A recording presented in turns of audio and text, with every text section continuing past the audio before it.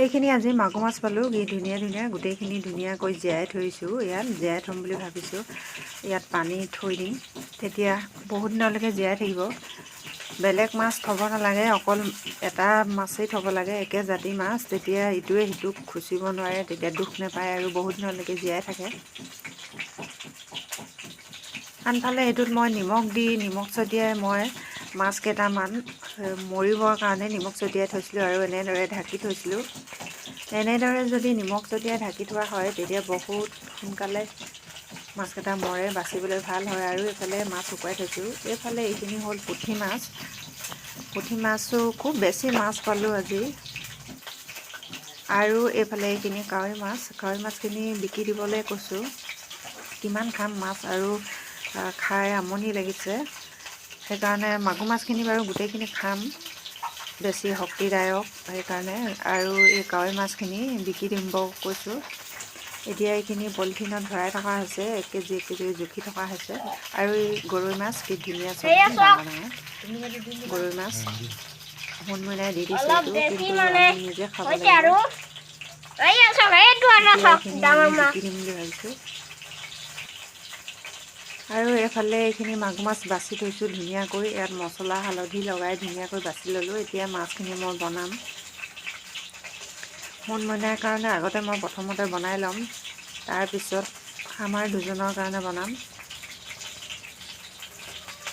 এইখিনি এতিয়া মুনমুনাৰ কাৰণে ৰেডি হৈ গ'ল। মুনমুনাই যি টি বস্তু দি দিলে খাবলৈ বেয়া পায়। আগতে মাছখিনি অকণমান ফ্ৰাই কৰি লৈছোঁ, তাৰপিছত জোল অকণমান দি বনাইছোঁ, নহ'লে মুনমুনাই খাবলৈ বেয়া পায় আৰু নিজেও বেয়া লাগে।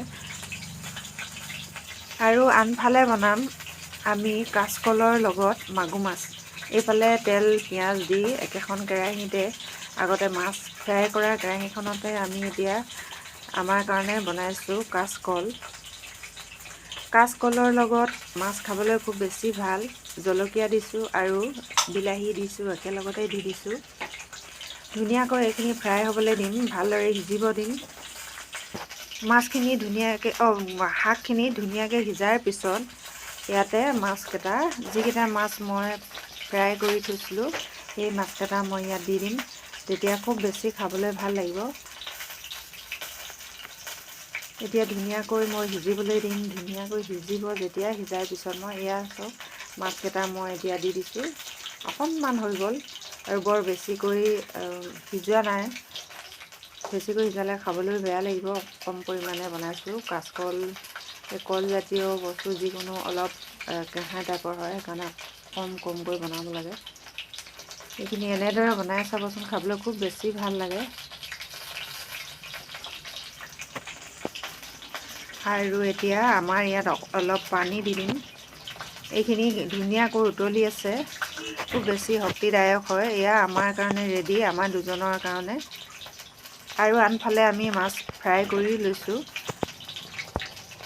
এইখিনি আৰু শুকানকৈ খাবৰ কাৰণে ফ্ৰাই কৰি লোৱা মাছ আমাৰ দুজনৰ কাৰণে। আমি এনেদৰে পাতিত বহিয়ে ধুনীয়াকৈ ভাত সাজ খাওঁ আৰু খাবলৈ খুব বেছি ভাল লাগে দুয়োজনে। আৰু আনফালে আমি ভেন্দি বইল কৰিছিলোঁ।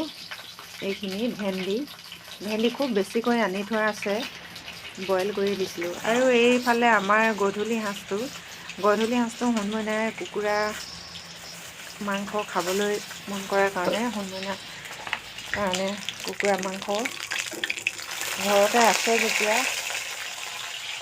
লোকেল কুকুৰা মাংস, এইখিনি মাংস মই বনাব লৈছোঁ। মুনমুনাই লেগ পিচ খাব।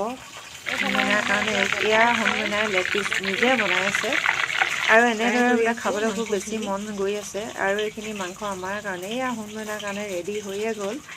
মুনমুনাই লেগ পিচৰ লগতে ৰাতি হ'ল, সেইকাৰণে অলপ এন্ধাৰ হৈছে, আমাৰ বাল্বটো বেছি পোহৰ দিয়া নাই। এয়া মুনমুনাই ভাত লৈ লৈছে, ভাত ৰেডি, আমি দুজনে পিছত খাম। আৰু এটা বস্তু দেখুৱাইছোঁ, এইটো মাছ। আমাৰ যে মাছ খুব বেছি মাছ পাওঁ, মাছ আছে ইয়াতে, খুব ধুনীয়াকৈ ধৰিব পৰা নাই, কিন্তু ওচৰৰ পৰা এনেদৰে চালে দেখায় মাছবোৰ খুব ধুনীয়াকৈ ইয়াত খেলি আছে। বহুত বেছি মাছ আছে আৰু খুব বেছি মৰম লাগে। আমি ইয়াত কেতিয়াবা খাবৰ কাৰণে কিবা কিবি ছটিয়াই দিওঁ।